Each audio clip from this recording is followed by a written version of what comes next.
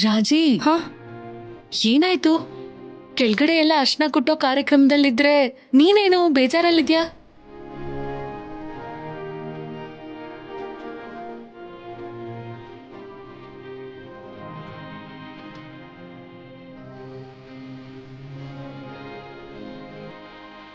ಏನಾಯ್ತು ರಾಜಿ?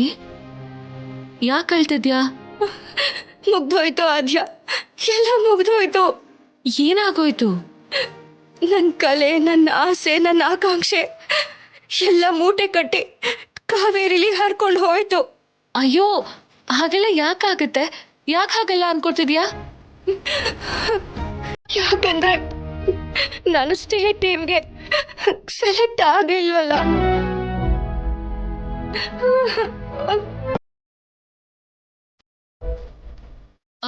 ಅದ್ ಹೇಗೆ ರಾಜಿ?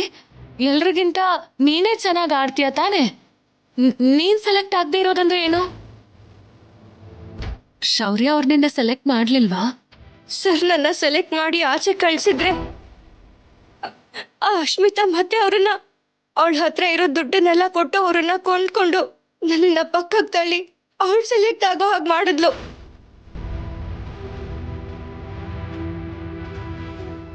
ರಾಜಿ, ಅಳ್ಬೇಡ. ಅಳೋದನ್ ಬಿಟ್ರೆ ನಂಗೆ ಇನ್ನೇನಿದೆ? ಆಟ ಚೆನ್ನಾಗ್ ಆಡೋ ನನ್ನನ್ ಬಿಟ್ಟು ಆಟನೇ ಬರ್ದೇ ಇರೋ ಅಶ್ಮಿತನ ಸೆಲೆಕ್ಟ್ ಮಾಡಿದ್ದಾರೆ.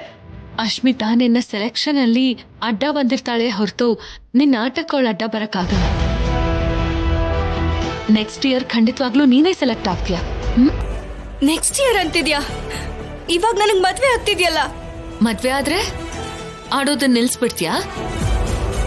ಅದ್ರಲ್ಲೂ ನೀನ್ ಮದ್ವೆ ಆಗ್ತಿರೋದು ಕೋಚ್ನೇ ಅಲ್ವಾ? ನಿನ್ನ ಸ್ಟ್ರಾಂಗ್ ಪ್ಲೇಯರ್ ಆಗಿ ನೋಡ್ಬೇಕು ಅಂತ ಶೌರ್ಯ ಸರ್ ಕೂಡ ತುಂಬಾ ಕನ್ಸ್ಕೊಂಡಿದ್ದಾರೆ. ಈ ಸಲ ಇನ್ನೂ ಪರ್ಫೆಕ್ಟ್ ಆಗಿ ಟ್ರೈನಿಂಗ್ ಕೊಟ್ಟು ನಿನ್ ಪ್ರಾಕ್ಟೀಸ್ ಕಡಿಮೆ ಆಗ್ತಾ ಇರೋ ಹಾಗೆ ನೋಡ್ಕೋತಾರೆ. ನೀನ್ ಬೇಜಾರಾಗ್ಬೇಡ, ಸರಿನಾ?